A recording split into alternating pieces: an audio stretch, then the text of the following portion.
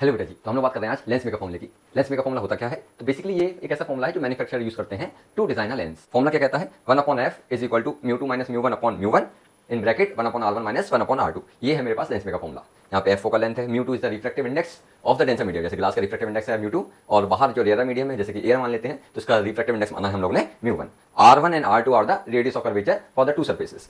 अब बात करते हैं इसके डेरिवेशन की कि अगर ऑब्जेक्ट को डेंसर मीडियम रख रहे हैं तो ये फॉर्मूला होता था म्यू2/v माइनस म्यू1/u म्यू2 माइनस म्यू1/r।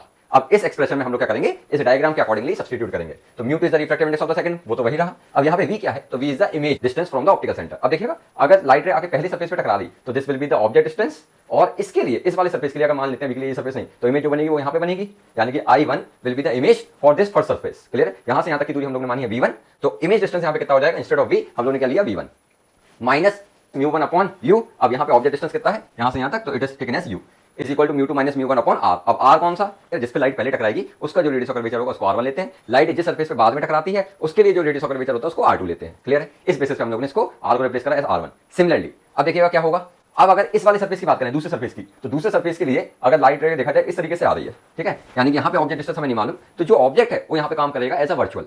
अरे बात, यहाँ पे रियल ऑब्जेक्ट नहीं, जैसे इसके लिए तो रियल ऑब्जेक्ट रखा था, इस वाले सरफेस के लिए the object will be considered to be a virtual object. Clear? अब इस वाले सरफेस के लिए जो इमेज इसने बनाई है ना, ये वाली इमेज इस सेकंड सरफेस के लिए काम करेगी as a virtual object. Clear है? तो यहाँ पे ये मानते हैं object is kept in the denser medium. तो when the object is kept in the denser medium तो एक्सप्रेशन वहां क्या हो जाता है? यही सफिक्स चेंज हो जाते हैं ना, रिफ्रैक्टिव इंडेक्स के सफिक्स को इंटरचेंज करना है। क्लियर है? अब ये फॉर्मूला बना हमारा जब एक ऑब्जेक्ट को रखा गया था डेंसर मीडियम में। क्लियर है? अब इसमें सब्स्टिट्यूट करते हैं तो म्यू1 की जगह म्यू1/v। अब देखिएगा v क्या है? Image distance. तो फाइनली इमेज जो बनी वो यहाँ पे बनी, ये ऑब्जेक्ट की तरह काम कर रहा था, तो इसके लिए जब दूसरे सरफेस पे लाइट टकराई फिर यहाँ पे बेंडिंग हुई तो फाइनल इमेज यहाँ पे बनी। तो फाइनल इमेज डिस्टेंस कितना है? v।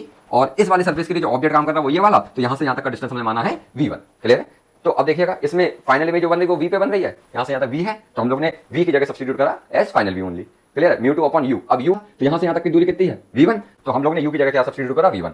फिर से वही म्यू1 माइनस म्यू2/r। अब r कौन सा? इस सेकंड सरफेस के लिए, सेकंड सरफेस के लिए r आएगा यहाँ पे, तो ये वाला r क्या लेंगे? r2। याद रखना यहाँ पे साइन कन्वेंशन के बिना हम लोग वैल्यूज को रख रहे हैं। क्लियर है? अब यहाँ पे -r2 नहीं रखेंगे। क्लियर है? यहाँ पे देखिए किसी में भी साइन कन्वेंशन नहीं लगाया हमने, डायरेक्टली वैल्यूज को सब्स्टिट्यूट करा है। क्लियर है? तो हमारे पास इस तरीके से सेकंड जो एक्सप्रेशन आया वो ये आया। अब क्या करना है? इक्वेशन 1 इक्वेशन 2 को हम लोग ऐड करें। अब क्या कर रहा है? इस वाली एक्सप्रेशन में से हम लोग ने म्यू1 को कॉमन निकाल लिया और यहाँ से हम लोग ने म्यू2 माइनस v1 को कॉमन निकाल के पहले लिख लिया था। क्लियर है? इसको इधर भेज दिया तो ये नीचे आ गया। यहाँ पे 1/v minus 1/u is equal to म्यू2 माइनस म्यू1/म्यू1 in bracket 1/r1 minus 1/r2। अब ये वाला एक्सप्रेशन हम लोग ने थिन लेंस फॉर्मूले के लिए पढ़ा।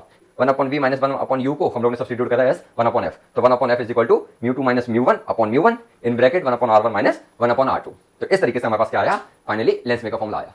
क्लियर? आई होप आपको बात समझ में आई होगी। अगर बात समझ में आई है तो please do like the video, share with your friends and do subscribe the channel as well. Thank you बेटा।